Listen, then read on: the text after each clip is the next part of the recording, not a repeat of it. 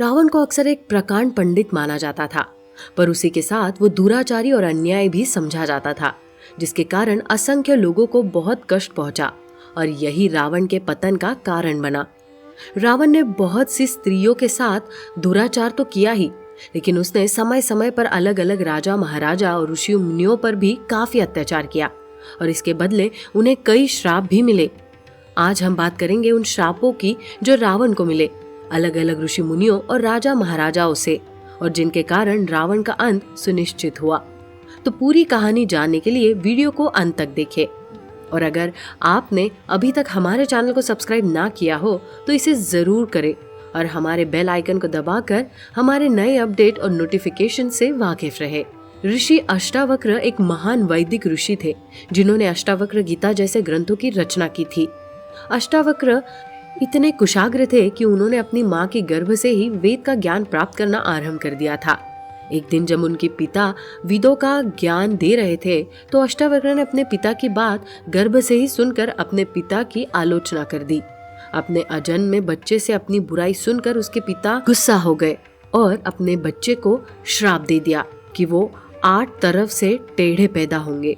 8 तरफ से टेढ़ा होने के कारण ही उनका नाम अष्टावक्र पड़ा। बावजूद इसके कि वे एक महान ऋषि के रूप में प्रख्यात हुए, एक बार जब वो लंगड़ाते हुए तीर्थ कर रहे थे तो रावण ने उनकी विकलांगता का मजाक उड़ाते हुए कहा कि वाह क्या सुंदर शरीर है। इसके बाद उसने ऋषि से कहा कि आओ मैं आपके टेढ़े शरीर को सीधा कर देता हूँ। ये कहकर रावण ने ऋषि अष्टावक्र को जोर से लात मारी, जिससे वो दर्द से कहराते हुए दूर जाकर गिरे। रावण के इस दुस्साहस पर अष्टावक्र ने उन श्राप दिया कि जा मूर्ख, जैसे तूने मुझे लात मारी है, तेरी मौत पर तेरे सर पर बंदरों की लातें पड़ेंगी। रामायण के युद्ध में रावण की मौत के बाद सब बंदरों ने मिलकर रावण के शरीर पर खूब लातें घूंसे चलाकर अपनी भड़ास निकाली थी। इसी तरह रावण ने सूर्यवंश के कुलगुरु ऋषि वशिष्ठ को भी काफी प्रताड़ित किया था। जब रावण ने ऋषि वशिष्ठ से कहा कि वो उन्हें वेदों की शिक्षा प्रदान करे तो ऋषि वशिष्ठ ने उन्हें मना कर दिया और कहा कि उसके अंदर आसुरी प्रवृत्ति है जो दुनिया के लिए नुकसानदायक है, तो ऐसे में उसे वेदों की शिक्षा देना काफी नुकसानदायक हो सकता है। उनके इस बात से दुखी होकर रावण ने ऋषि वशिष्ठ को कैद कर लिया। अंत में सूर्यवंश के राजा कुलयक्ष्व ने रावण से युद्ध कर ऋषि वशिष्ठ को छुड़ाया। टिप जाते जाते ऋषि वशिष्ठ ने रावण को श्राप दिया कि उसके और उसके पूरे परिवार की मौत एक सूर्यवंशी राजा के हाथों होगी। सूर्यवंशी राजाओं में ही इक्ष्वाकु वंश भी शामिल थे, जिसमें भगवान राम का जन्म हुआ, जो रावण की मौत का कारण बने। सूर्यवंश के ही एक नाग प्रतापी राजा हुए जिनका नाम था अन्नरण्य। एक बार तो वो अतिथि के तौर पर रावण के घर पहुंचे। किसी बात पर दोनों में विवाद हो गया और रावण ने अन्नरण्य को छाती पर जोर से मुक्का मारा, जिससे उनकी मौत हो गई। मरते मरते राजा ने रावण को ये श्राप दिया कि एक दिन उसकी मौत भी सूर्यवंश के ही किसी राजकुमार के हाथों होगी। ऋषि वशिष्ठ की तरह नारद मुनि ने भी रावण को शिक्षा देने से मना कर दिया था। नारद मुनि ने रावण को पूछने पर भी उसे ओम का अर्थ बताने से मना कर दिया। तब रावण ने नारद जी से कहा कि अगर उसने उनको शिक्षा नहीं दी तो वो उनकी जुबान काट लेगा, ताकि वो जीवन में कभी नारायण नारायण भी नहीं बोल पाएगा। रावण की बात सुनकर नारद जी बहुत गुस्सा हुए और उन्होंने रावण को श्राप दिया कि उसकी जुबान का एक कतरा भी नहीं काट पाएगा, लेकिन उसके 10 के 10 सर जरूर कट जाएंगे जिन पर वो इतना अभिमान करता है। ऋषि मौदगल्य ने भी रावण को भयंकर श्राप दिया था, जिस कारण रावण युद्ध में कमजोर हो गया था।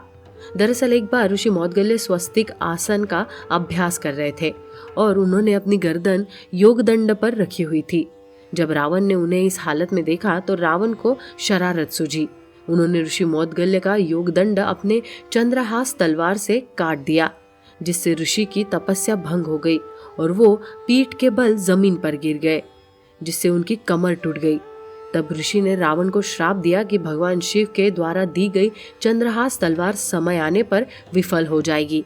ये जानकर रावण ने अपनी तलवार को सुरक्षित जगह पर छुपा दिया ताकि कोई इसका कुछ बिगाड़ न सके।